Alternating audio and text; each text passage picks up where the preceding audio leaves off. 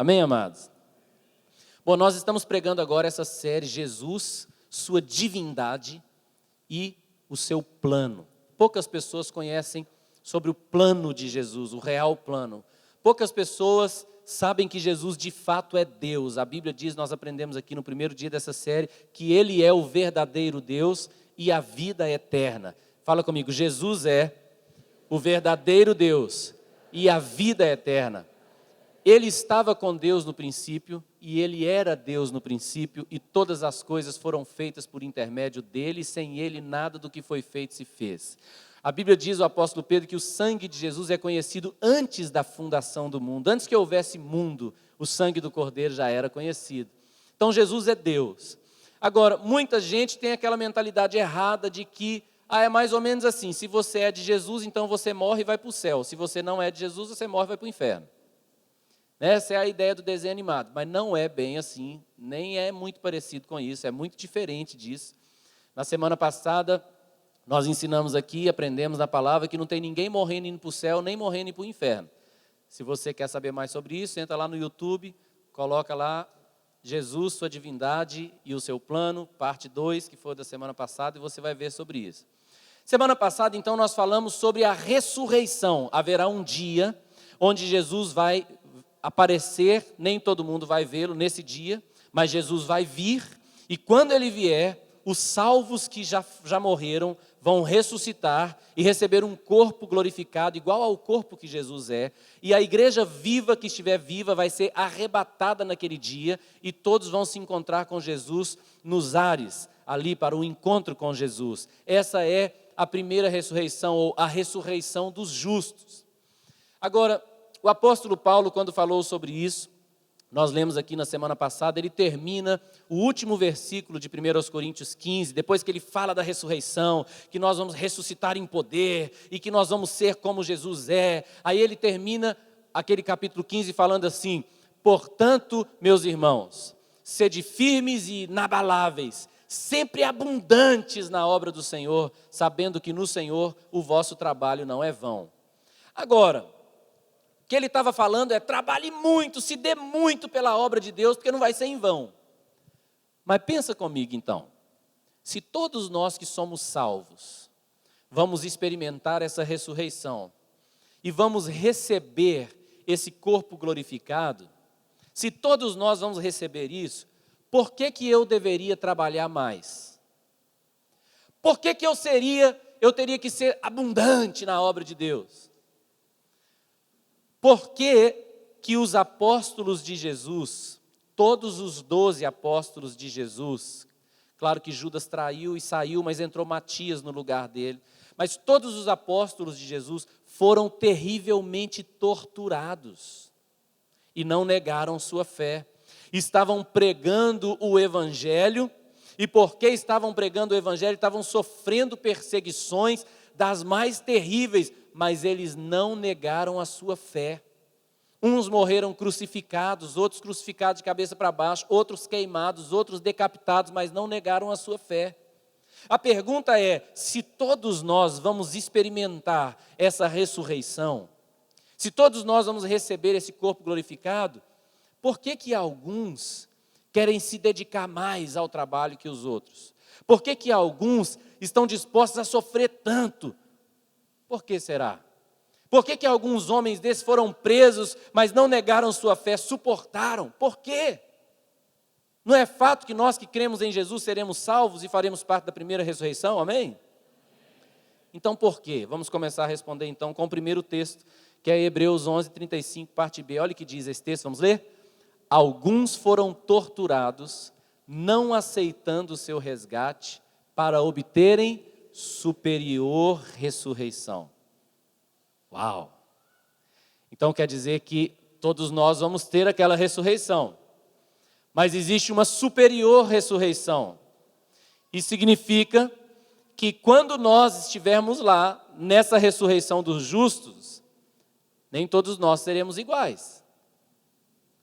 Isso aqui é uma coisa para nós pensarmos. Nem todos nós receberemos a mesma coisa. Isso aqui é algo muito importante.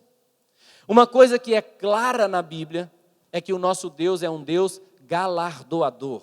Ou seja, Ele é um Deus que dá recompensa. Ele nos recompensa por tudo o que nós fazemos.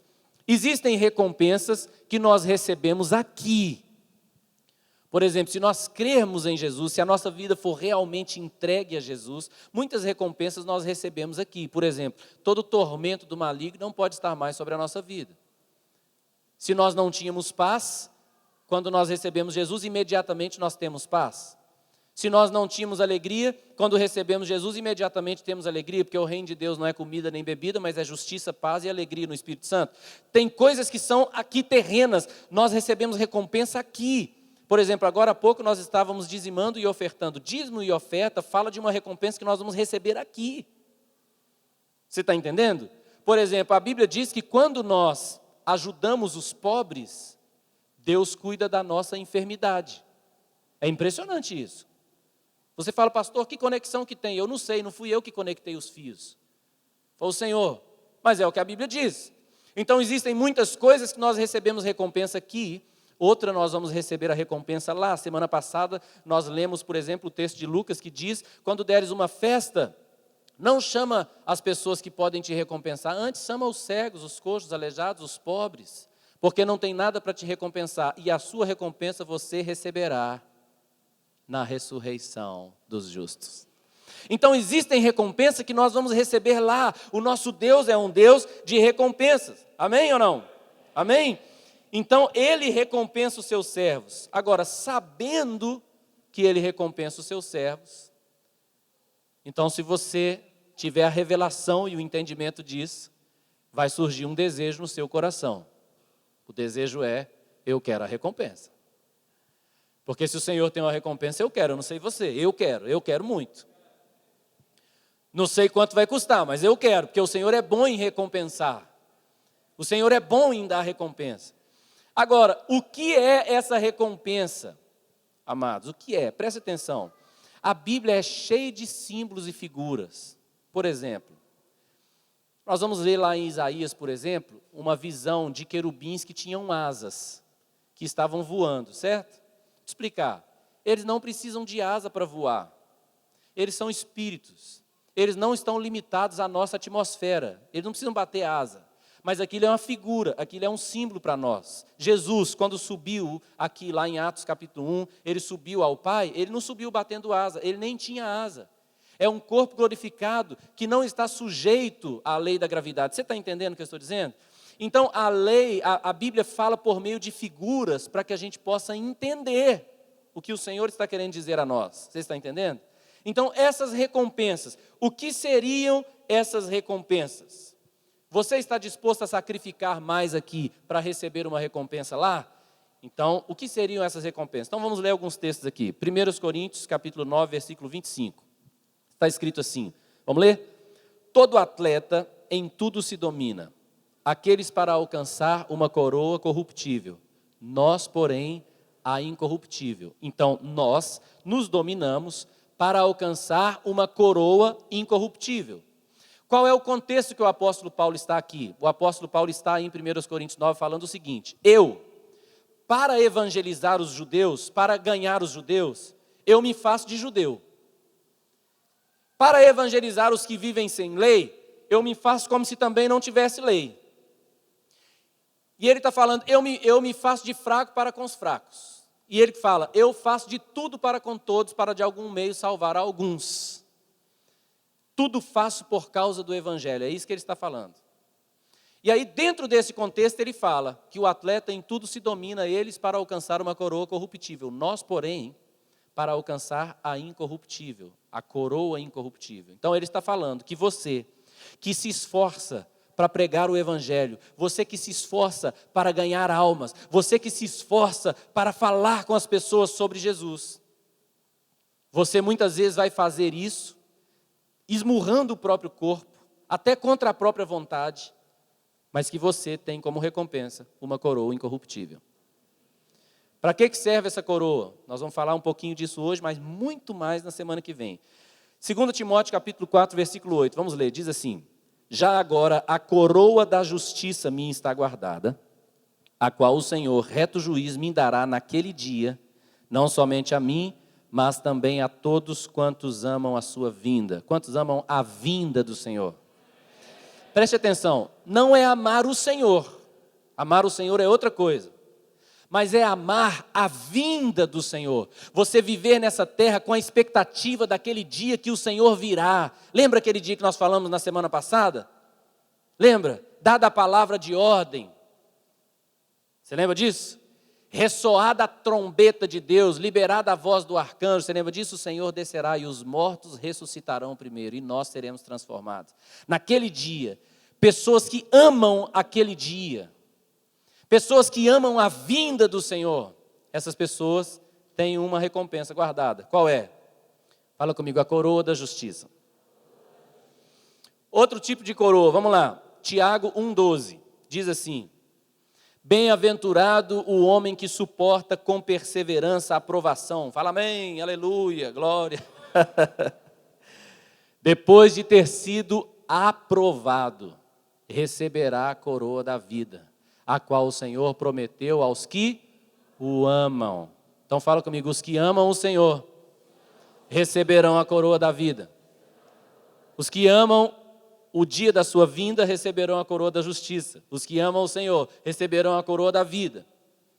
Pessoas que suportam a aprovação, pessoas que não olham para trás quando põem a mão no arado, pessoas que não retrocedem, pessoas que permanecem fiéis, pessoas que permanecem leais, pessoas que suportam a aprovação. Está difícil, mas você está andando para frente. Está demais, mas você está andando para frente. O chão está tremendo, mas você está andando para frente. Gente que suporta com perseverança a aprovação. Perseverança fala de você continuar quando tudo em você quer parar. Aí a perseverança começa. Gente assim é gente que vai receber a coroa da vida. Amém? 1 Pedro 5,4 diz assim, alguém fala aí, essa pregação está boa demais, fala com seu vizinho aí. Ô palavra de Deus que é viva, eu estou querendo sentar para ouvir. 1 Pedro 5,4 diz assim, ora, logo que o Supremo Pastor se manifestar, receberei a imarcessível coroa da glória. A palavra imacessível significa, imacessível é aquilo que não murcha, é aquilo que não morre, é aquilo que permanece vivo. Pedro está falando para quem? Sabe para quem que ele está falando? Para os presbíteros, aqueles que têm responsabilidade de cuidar das ovelhas, que eles façam isso bem, não com torpe ganância, não como dominadores dos que vos foram confiados, mas servindo de exemplo ao rebanho. E logo que o Supremo Pastor, que é Cristo, se manifestar, você entende que tudo volta para isso? O dia que Cristo vai voltar, o dia que Ele vai se manifestar, tudo volta para isso. O dia que Ele se manifestar, recebereis a imacessível coroa da glória. Eu estou atrás dessa aí, meu amigo, eu não sei você. Agora uma pergunta para você, quando e como receberemos o nosso galardão? Nós já aprendemos que o nosso galardão tem a ver com coroas, certo? Agora, como e quando nós receberemos o nosso galardão? Olha o que aqui diz Apocalipse 22:12, eu amo esse versículo, olha lá. Eis que venho sem demora, e comigo está o galardão que tenho para retribuir a cada um segundo as suas obras. Então, Jesus é quem está falando aí, Ele vem. Então, quando que nós vamos receber o galardão? Fala comigo, quando Jesus vier. Esse é o quando, amém? É aí que nós vamos receber o nosso galardão, quando Jesus vier. Agora, como receberemos esse galardão? E aqui é um assunto onde nós vamos focar mais hoje. Nós vamos receber o nosso galardão através de um julgamento. Muitas pessoas pensam assim, não pastor, só vai participar do julgamento aquele que não é salvo. Nós que já somos salvos em Cristo, não vamos participar de julgamento nenhum. Isso não é verdade. Existem tipos diferentes de julgamento descritos na palavra de Deus. Por exemplo, o juízo final não é para nós que fomos salvos em Cristo Jesus, que cremos em Cristo. Não é para a gente que frequenta a igreja, não. Salvos em Cristo Jesus, pessoas que vivem e morrem com Jesus e por Jesus, pessoas que amam Jesus, que são salvos em Cristo Jesus. Essas pessoas não vão participar do juízo final, é verdade. Mas elas vão participar de um outro julgamento. O juízo final é depois de tudo que está para acontecer, que ainda vai acontecer. Por exemplo, vai haver a manifestação do anticristo em paz por 3 anos e meio. Depois vai haver a manifestação do anticristo em guerra por mais 3 anos e meio, da grande tribulação, dos 7 anos que haverá de grande tribulação na terra. Grande tribulação mesmo, como nunca houve e nunca vai voltar a haver. Depois dessa grande tribulação, vai acontecer o milênio, que eu vou falar aqui mais na semana que vem sobre o milênio. Depois da grande tribulação, quando as nações se juntarem contra Israel, para guerrearem contra Israel, e aconteceu o que é conhecido como Armagedon. Então, pelo que nós entendemos de Zacarias 14, talvez vão explodir bombas químicas que vão destruir o corpo das pessoas, porque Zacarias 14 diz que ele viu as pessoas estavam em pé e de repente a carne delas apodrecia e os olhos dela apodrecia dentro da órbita e a língua apodrecia dentro da boca. A pessoa está em pé e de repente ela apodreceu, o que Zacarias 14 cita, provavelmente, talvez isso seja uma bomba química que Israel vai soltar, mas enfim, depois da grande tribulação, quando acontecer essa guerra do Armagedon, vão sobrar pessoas na terra, muitas pessoas ainda. Só que aí Satanás vai ser preso e Cristo vai descer para reinar na terra por 1000 anos. Reinar sobre todas essas pessoas que permaneceram vivas aqui e demonstrar para elas como é o reino de Cristo, como é o governo de Deus. Satanás vai estar preso. Quem vai reinar com Jesus? A igreja salva, que já ressuscitou, já recebeu um corpo glorificado, e já recebeu suas coroas. Agora, coroa fala a respeito de quê? Coroa fala a respeito de autoridade. Muita autoridade ou pouca autoridade? Semana que vem nós vamos falar mais sobre isso. Mas depois que tiver esse milênio, Satanás vai ser solto, e Satanás vai juntar as nações para guerrear contra os santos ali, mas não vai haver mais guerra, porque Deus destruirá Satanás e o lançará no lago de fogo. E então haverá o juízo final, e no juízo final, todos os mortos desde que a terra existe, ressuscitarão, aqueles que não foram salvos, e eles serão julgados segundo as suas obras. E aí sim, no juízo final, aqueles que não foram salvos vão receber seus níveis de condenação e serão lançados no lago de fogo e enxofre. Mas e nós? Nós vamos para um julgamento antes do juízo final e antes do milênio também, antes do milênio.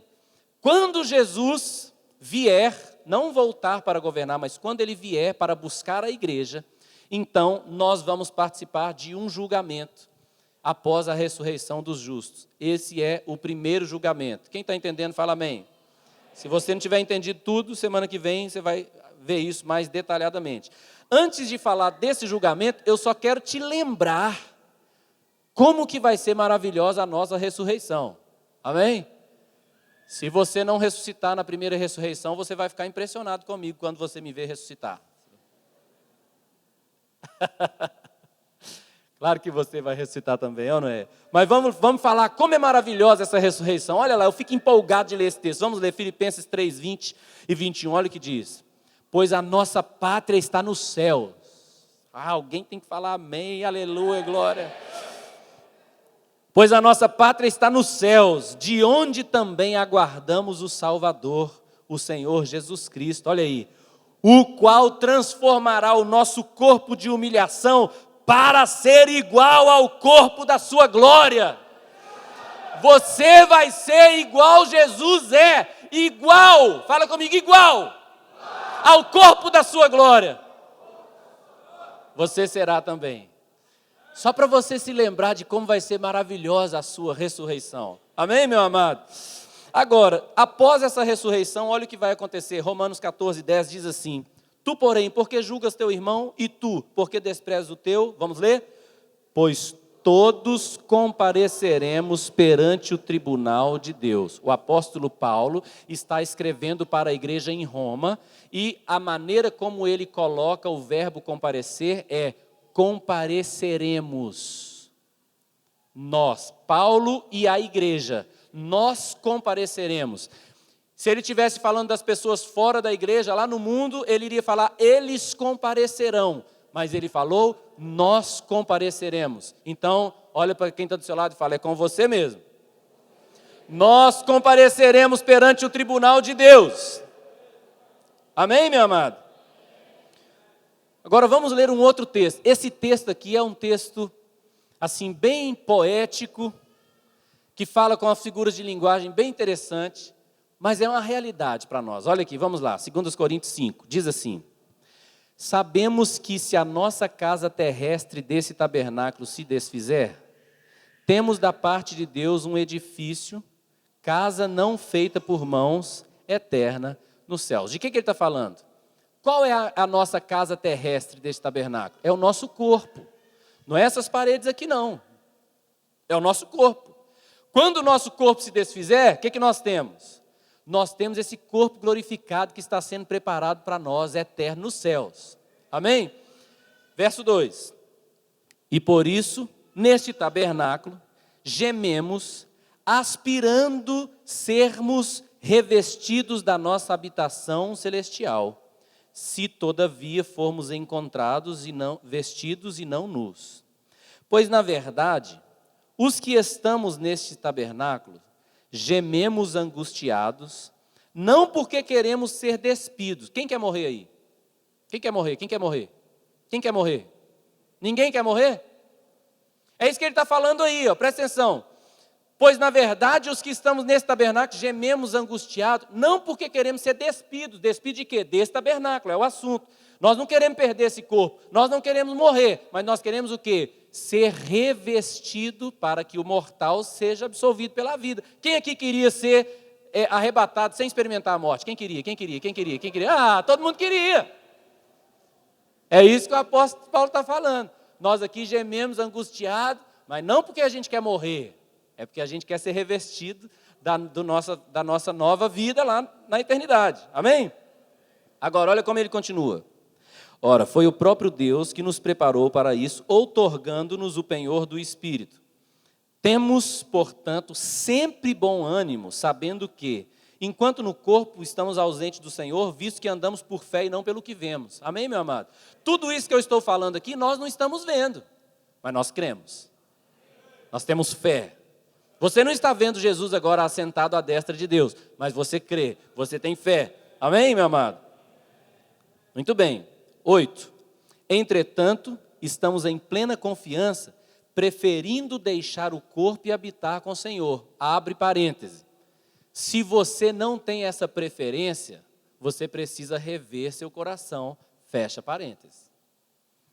Porque cristãos verdadeiros precisam preferir deixar esse corpo e habitar com o Senhor. Minha vida não é aqui, minha vida é lá. Eu estou aqui de passagem, mas minha vida é lá. Amém, meu amado? Verso 9. É por isso que também nos esforçamos, quer presente, quer ausente, para lhe sermos agradáveis. Agora em voz bem alta, próximo versículo, vamos ler.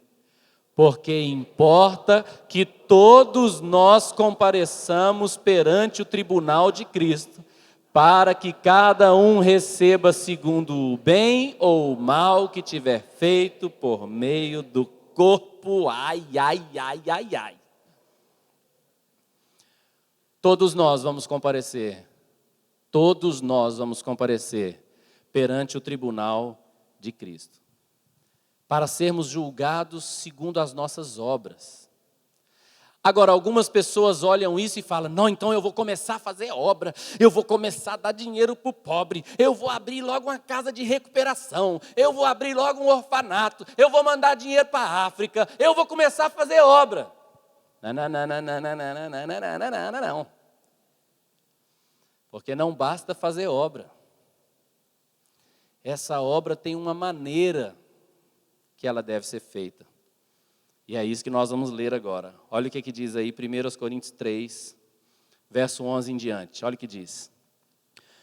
Porque ninguém pode lançar outro fundamento além do que foi posto, o qual é Jesus Cristo. Contudo, se o que alguém edifica sobre o fundamento é ouro, prata, pedras preciosas, madeira, feno, palha, manifesta se tornará a obra de cada um, pois o dia, com D maiúsculo, a demonstrará, porque está sendo revelada pelo fogo. E qual seja a obra de cada um, o próprio fogo o provará. Se permanecer a obra de alguém que edificou sobre o fundamento, esse receberá galardão. Se a obra de alguém se queimar, sofrerá ele dano, mas esse mesmo será salvo, todavia, como que através do fogo. Por que que ele será salvo? Porque aqui é o julgamento dos justos, da primeira ressurreição. Não tem não salvos nesse julgamento. Você está entendendo? Todos serão salvos, mas é o julgamento das obras.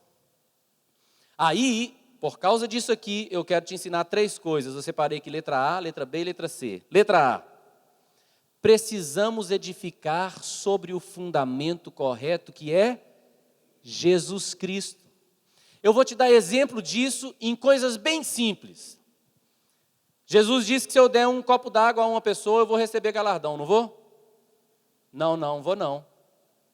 Jesus disse que se eu desse um copo d'água no nome dele, eu receberia galardão. É totalmente diferente eu chegar aqui, chamar uma pessoa e falar assim, toma esse copo de água para você. Isso é uma coisa. Quem deu o copo d'água? Eu. Outra coisa é eu falar assim, ó, Jesus falou comigo que você estava precisando de um copo d'água e mandou eu dar esse copo d'água para você. Agora, quem é que mandou o copo d'água para ele? Jesus. Então, a obra é a mesma, mas o fundamento é outro. Porque no primeiro exemplo, eu era o bonzinho, eu era o compassivo, eu era o legal, eu era o amoroso. No segundo exemplo, eu sou o servo. Jesus é o bom, compassivo, o amoroso. Ele me mandou fazer, eu estou fazendo porque Ele me mandou. Então, uma coisa é eu chegar e falar assim, eu vou ajudar o pobre, eu vou ajudar uma casa de recuperação, eu vou dar comida para o pobre, eu vou colocar aqui um orfanato ou um asilo para cuidar dos idosos. Muito bem, parabéns, você deve fazer, independente do fundamento, você deve fazer porque isso é bom e você está ajudando alguém, isso é maravilhoso. Mas se você quer receber um galardão, uma recompensa por causa do que você está fazendo, essa coisa boa que você faz deve ser construída sobre o fundamento que é Cristo. Porque se você der comida para aquela pessoa a vida inteira e não der Cristo, você vai alimentar a vida toda, ela vai morrer e não vai ter salvação, porque você não deu Cristo para ela. Vou mudar o exemplo. O evangelho é tão bom que nós queremos contar para todo mundo. O evangelho restaura tantas pessoas que nós queremos contar para todo mundo. Mas eu vou te falar alguns erros. Um erro. Você tem que ir lá para a minha igreja, porque a minha igreja é boa demais. Vai lá para a minha igreja, porque a minha igreja é demais. O meu pastor, você tem que ver, o louvor da minha igreja. E você vai atraindo a pessoa para a igreja. Aí a pessoa vem para a igreja, ela começa a amar a igreja, começa a amar o pastor, começa a amar os irmãos. Pastor, isso é errado? Não é que isso é errado. Nós devemos amar a igreja, devemos amar os irmãos, tudo isso. Mas as pessoas precisam aprender a se estabelecer sobre o fundamento que é Cristo. Você deve ir a uma igreja e se tornar igreja, porque Cristo é o cabeça da igreja. Cristo é o fundamento da igreja. Sua vida não vai ser restaurada porque o pastor é legal. Sua vida vai ser restaurada porque Jesus morreu na cruz. O fundamento tem que ser colocado da maneira correta. Amanhã, se eu cair, se eu sumir, se eu morrer, você deve continuar aqui, porque aqui não tem nada a ver comigo, tem a ver com Cristo. Então, se eu estou ensinando as pessoas a serem independentes só da igreja, serem independentes da célula, serem independentes do irmão, isso é errado. As pessoas precisam, em primeiro lugar, aprender a depender de Deus. Se você depende de mim, quando eu falhar com você, você enfraquece na fé.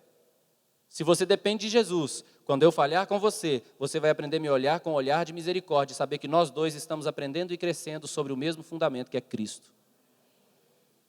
Amém, meu amado? Então, nós precisamos edificar sobre o fundamento correto. Essa é a letra A. Letra B. Nossa obra será exposta naquele dia. Eu não sei você, não.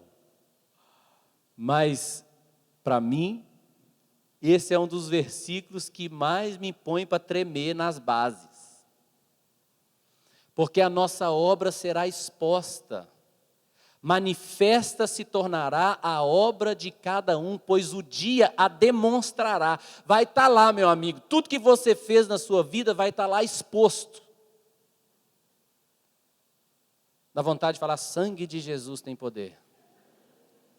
Você sabe que Jesus falou que nós vamos dar conta de cada palavra que sair da nossa boca. Cada palavra, o HD é grande demais para quem entende.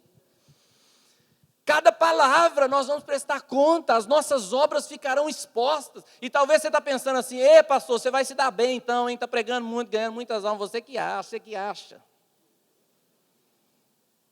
Eu vou passar vergonha na frente de vocês tudinho lá, vocês vão falar, pastor, o senhor fez isso, pastor?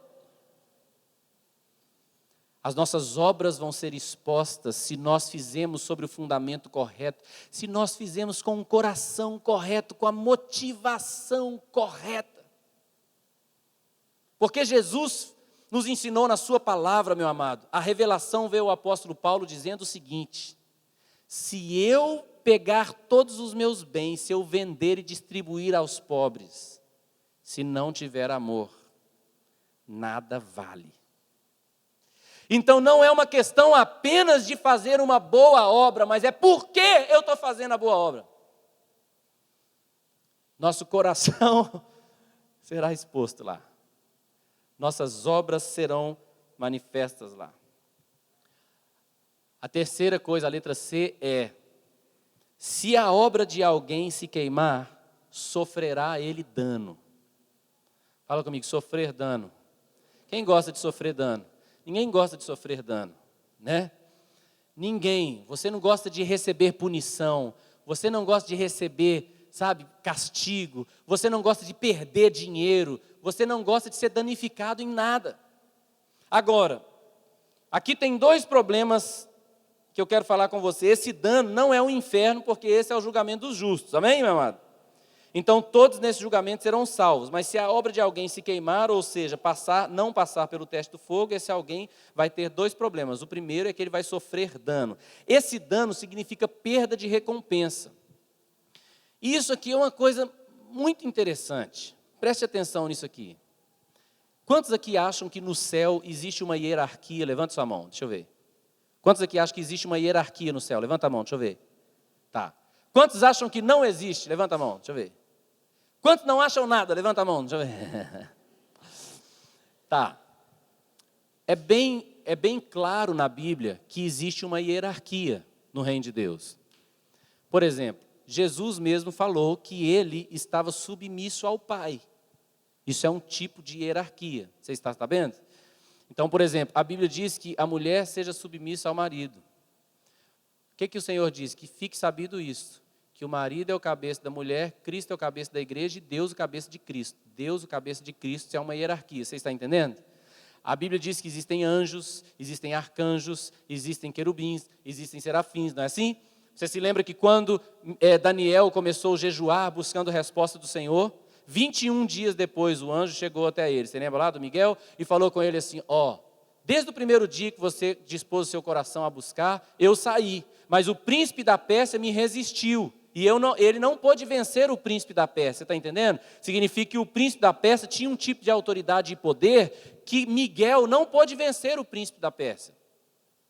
É impressionante isso. Então veio ajuda para que o príncipe da Pérsia fosse vencido. Você está entendendo o que eu estou dizendo?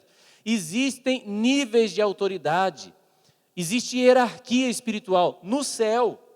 Você está entendendo o que eu estou dizendo? Amém? Quando Cristo vier para reinar no milênio, o reino dele vai ser estabelecido na terra no milênio. Cristo vai reinar com a igreja. É isso que a Bíblia diz. Amém? Muito bem. Esse reino é um reino organizado ou um reino desorganizado? Organizado. Onde você vai estar nessa organização?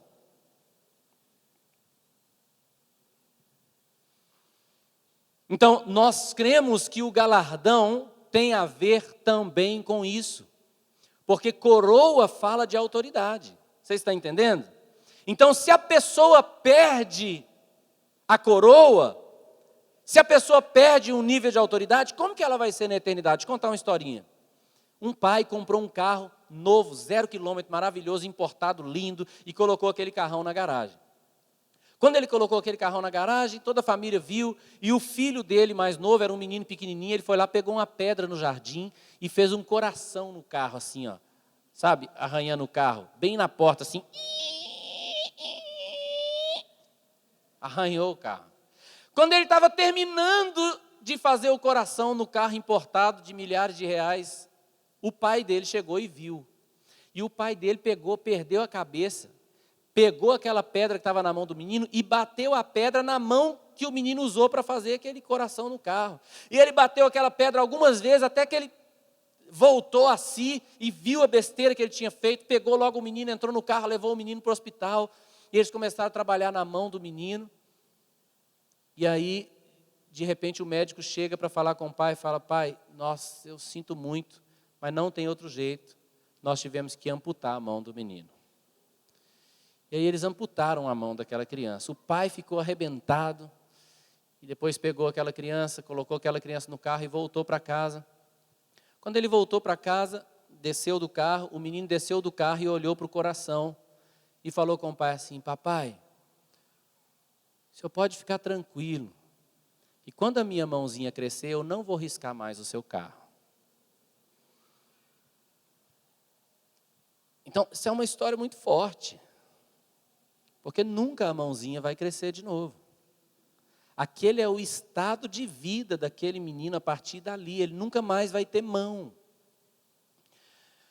A grande questão é que nós, como cristãos, às vezes nós queremos ter a esperança de que a mãozinha vai crescer. E quando se trata desse julgamento, aquilo que nós recebermos ali vai ser o nosso estado eterno. Se a gente tiver assim, lá na eternidade, perdido muito da nossa recompensa, muito do nosso galardão, muito da nossa autoridade, muito do nosso papel eterno, porque aqui na terra nós vamos viver poucos anos, meu amigo, mas lá é eterno. A condição que você tiver ali, você vai ter por toda a eternidade. Então, esse dano é uma coisa que nós não queremos sofrer. Se a obra que nós edificarmos for queimada, nós sofreremos dano. Mas esse dano é um dano que você não quer sofrer, porque é irreversível, não dá para mudar. Você está entendendo? E a segunda e última coisa, se a obra de alguém for queimada, é que todavia ele será salvo. Todavia, como que através do fogo. Se você perguntar, pastor, o que é isso ser salvo através do fogo? A resposta é: ninguém sabe. Nem eu e nem ninguém que falar que sabe, não sabe. Pode especular, mas não sabe. O que é ser salvo como que através do fogo? Ninguém sabe, mas uma coisa eu sei, é que eu não quero não. Você quer ser salvo como que através do fogo? Eu não quero não. O que eu quero? Eu quero que as minhas obras sejam provadas e aprovadas diante do Senhor, e eu quero receber a coroa e o galardão que Ele tem para a minha vida, e eu quero ter o papel que Ele planejou que eu tivesse no milênio e em toda a eternidade, onde eu estarei em Sua presença. Eu quero tudo que Deus preparou para mim. Se até hoje, meu amado, nós não estamos sendo sérios a respeito disso, nós precisamos mudar de postura. Hoje, fala comigo, hoje. Nós precisamos decidir hoje. Precisamos decidir edificar sobre o fundamento que é Cristo, amém? Uma obra que permanecerá para a eternidade, amém? Nós precisamos decidir. Eu vou te dar algumas coisas para decidir aqui, eu vou ler para você o que eu escrevi na minha casa. Ouça isso. Nós precisamos decidir ser aqueles que suportam as provações, que permanecem fiéis, que são leais, que não desistem nunca, que põem a mão no arado e não olham para trás, que não retrocedem, que cumprem o ID, que não fazem a vontade da carne, que não amam o presente século, que não amam o mundo, que amam ao Senhor sobre todas as coisas, precisamos decidir hoje qual será a nossa situação perante o tribunal de Cristo. Hoje você precisa tomar essa decisão de ser essa pessoa que vai edificar sobre o fundamento, que suporta as provações, que permanece fiel, que permanece leal, que não olha para trás, que põe a mão no arado e não olha para trás, que não retrocede, que não ama o presente século, que não ama este mundo, que ama o Senhor sobre todas as coisas. Você precisa decidir hoje, porque o que você será perante o tribunal de Cristo depende da decisão que você toma aqui e da vida que você constrói aqui.